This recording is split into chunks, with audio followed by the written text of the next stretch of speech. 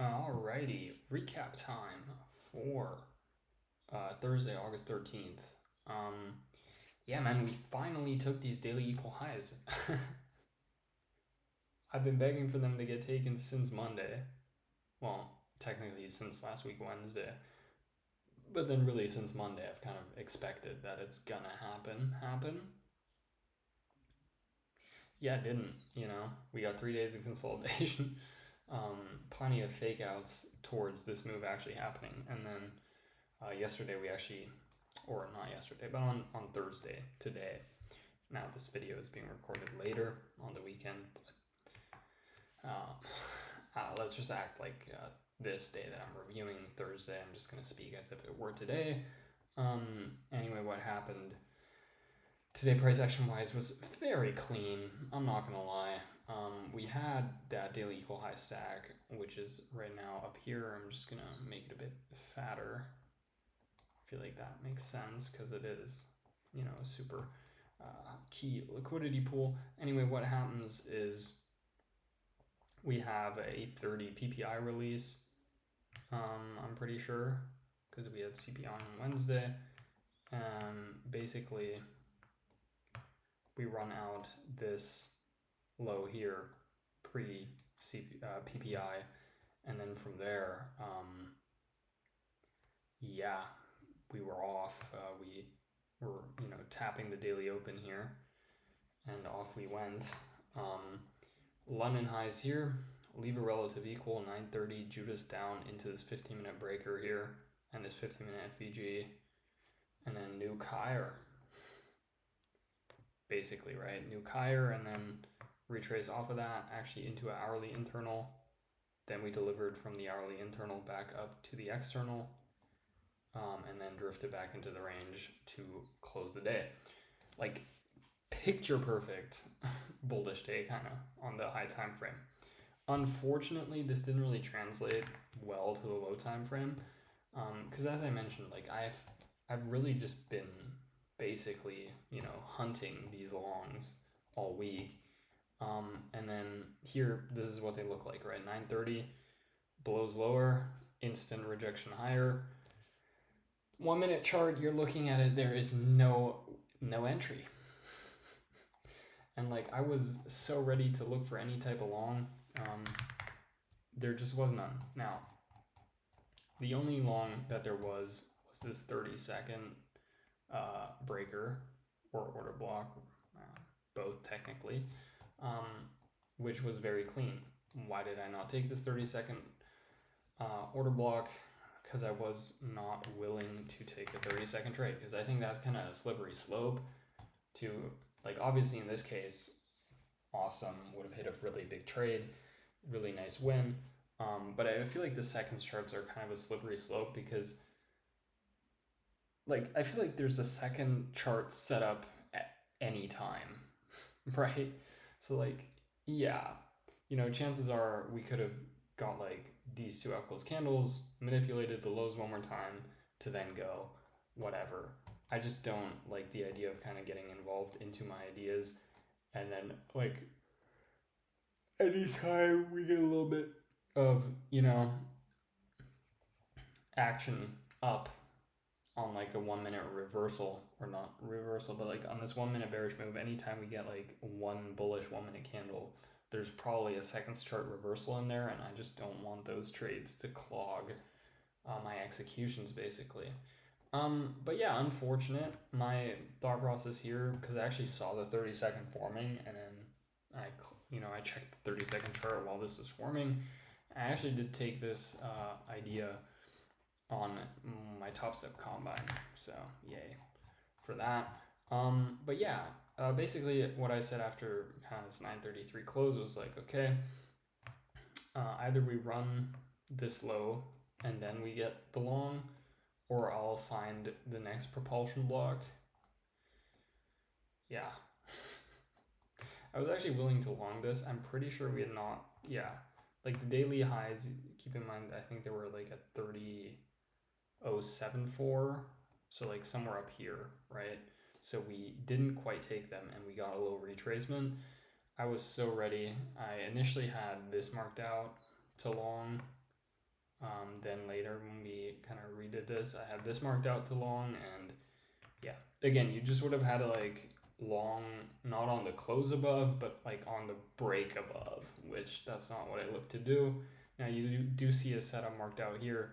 This is a macro model setup. So if we quickly switch from the intuition model framework of trying to frame, any kind of trade off this high time frame draw and liquidity, which unfortunately didn't quite work out. Very frustrated about that in the moment because like I've been targeting this idea all week. Total of 3 losses spread across Tuesday and Wednesday. Looking for longs like this, and then when the actual move happens, no setup. Yeah.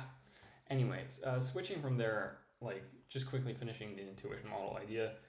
Afterwards, I would have longed this on as like the intuition model long, but it was a macro model. So for me, that I don't want to like take the same trade essentially on all accounts. I think I've kind of decided that I don't want to run it that way.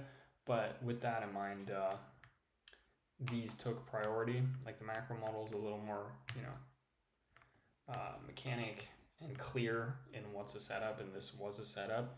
So I just took that there and then decided to leave it on the Lucid accounts. But I took this on Top Step. Then there was a second long I took here on the macro model, which was, first of all, loss. Second of all, just a very bad trade. We'll get into that. But yeah, essentially that sums up for the intuition model, because after this initial bullish move, was not interested in taking anything else. The only thing you could have argued was this 5-minute breaker with a hourly internal external or the order block, whichever. Would have been like 2R into the highs. Yeah, whatever. Basically. I wasn't really interested in this, just based off the fact that I thought it was probably likely that we're just going to kind of consolidate the rest of the day after this big push move, which is kind of the structure we've had on big bullish days, where usually at the open we get a big move higher, and then the rest of the New York session just kind of mucks around. But switching back to the macro model ideas, so initially the first long was placed at this 945 candle, and it was very simply just the fact that YM's 945 candle trades below 930, right? Obviously NQ's 945 candle does not trade below here down to 930. So like we had a built-in 15-minute consecutive candle SMT, and even though we had already taken out those daily equal highs, I just thought we were probably so bullish we'd just keep going. So any sort of 1-minute retrace that ends up forming a breaker or order block can be longed, right, by value of kind of that 15-minute consecutive candle SMT being locked in. So here at 956, we close above this very bare bones, right, trade down, 1-minute swing low, 1-minute swing high, one candle in between, tap the low, close above, like bare bones breaker of doom. It's probably cleaner on like 32nd if I had to guess. A little. This right here would be that breaker. Yeah, very bare bones breaker, but delivers beautifully. So that was nice. And then the reason I say this was a bad trade, this was in the next macro, is because we had basically, the trade was framed off of retrace to internal, and then we had a SMT, I think, with this 15-minute also, but also with the higher 15-minute gap, like this, and then kind of looking for longs. Reason that was a bad trade, in my opinion, obviously with hindsight also, but as soon as I kind of took it, I was like, yeah, that was kind of, then I tried to get out, break even, couldn't quite do it. Ended up getting out for like a little bit of a reduced loss, but still.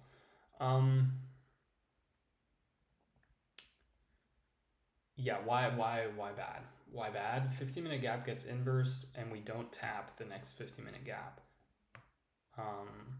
You could argue, well, the 15-minute gap obviously comes off this volume imbalance here, so this is The whole gap is this one for the second 15 minutes. So we did tap it, but you know what I mean. Like the actual gap doesn't get tapped. On top of that, we had an hourly gap that formed, right? And if we just quickly, well, or not quickly, that works too. If we quickly just mark this out and say all intervals, you'll quickly see that the hourly internal that we just kind of formed in the sense of, this trade happens when the next hourly candle opens, which confirmed this to be the hourly gap. We have an hourly internal below, which is unfilled internal, and we have 15-minute internals below, which are unfilled, while the first 15-minute internal pool that we did take has been inversed already. So, just something to, anyway. The other idea, which I am also a bit frustrated about, is we had this big SMT once we had retraced into that hourly gap, right? We had a big SMT with ES. If we quickly just shift down, you'll see ES trades below this 945 into that 945 FEG, and Q obviously not. And then if we jump to the 1 minute, you'll see a very nice breaker here where we tap out the low right here, and then we have our limit right here, and